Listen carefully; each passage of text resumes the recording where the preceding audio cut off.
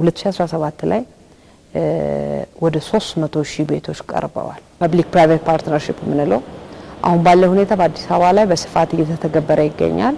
ወደ ከ89,000 በላይ ቤቶች ለመስራት ውል ተገብቶ አሁንም በተለያየ የግንባታ ሂደት ላይ በአዲስ አበባ ከተማ ያሉ አሉ። ስለሆነም ያ በ70-30 ስኬም ነው እየተሰራ ያለው።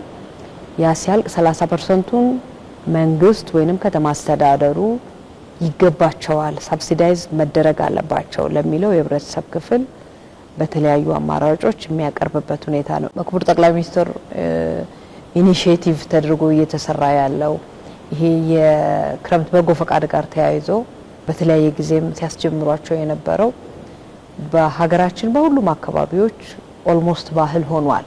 በትልቁ እየተቀየረ ያለው ይሄ ከስታንዳርድ ወይም ከደረጃ በታች የሆኑ ቤቶች በማሻሻል ደረጃ ባለፉት አመታት በጣም ትርጉም ያለው ምሳሌ ሊሆን የሚችል ስራ ነው ያለው። አዲስ አበባ ከተማ ላይ እንኳን ስናይ ብዙ ዜጎች የተከራዩ ብቻ ሳይሆኑ በተለያየ መንገድም ተጠግተው ላሉ ዜጎችም ጭምር መጠለያ እንዲያገኙ የሆነበት ነውና በሌሎች በሀገራችን ከተሞችም ኦቨርኦል በ12ቱም ክልል ተቀሳቅሰን ባየንባቸው ይሄ ችግር ፕሮፐርሊ ምላሽ ያገኘበት ስለሆነም ነው።